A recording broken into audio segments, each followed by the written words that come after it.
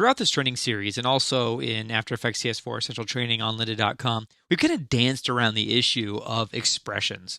So here in this chapter, we're essentially going to have a real official bona fide intro to expressions. Now we know that expressions are basically a programming language inside of After Effects. But in this chapter, I'm going to be speaking to you as if you had no programming experience whatsoever. Now again, the way that we make an expression is by option clicking or alt clicking on a PC a stopwatch for a given property. Now in this field, in the timeline panel, where the frames are and the current time indicator usually is, this is where we type our expression. Now one of the great aha moments that you'll have with expressions is realizing that expressions are really just arriving at a number. We're essentially just using expressions, the programming language, however complicated, however simple it is. Most of the time with expressions, almost always, we're just trying to get a value to fill in this property. So I might get that by typing the wiggle expression, which we'll look at later in this chapter, and that will generate a number. Now I could also just click in here and type a number. I could just type 40. And then the rotation value is controlled by the expression. You can tell it's controlled by the expression because it's red.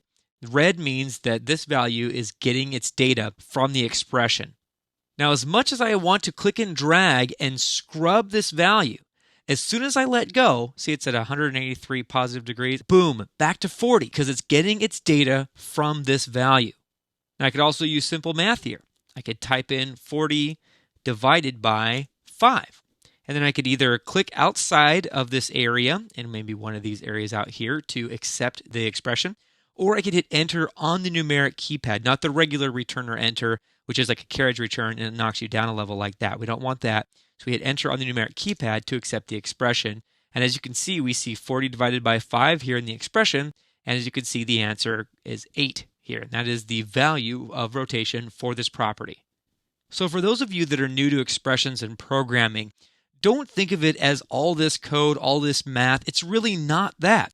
It's just a way for us to have a more sophisticated generator of the values for properties. Now, a couple of things to be aware of.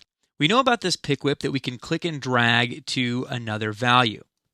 Also be aware that this equals sign enables the expression, or if we click it again, we'll get a slash through it and we'll disable the expression. So remember earlier in this movie when I dragged this out to 183 degrees, it remembered that, but it was overridden by the expression. If we click the disable button, then it allows us to use the value that was normally there without the expression. To re-enable the expression, simply click it again. Now, let's go ahead and get into this chapter. And as we do so, I think you'll find that expressions are awesome. They're exciting, they are not intimidating, and there's a lot of power here. There's also a lot in the way of flexibility.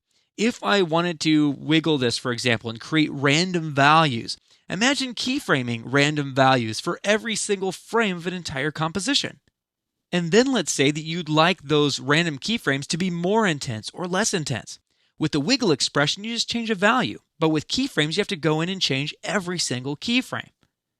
The benefits of using expressions as an animator in After Effects are absolutely overwhelming. So let's get started.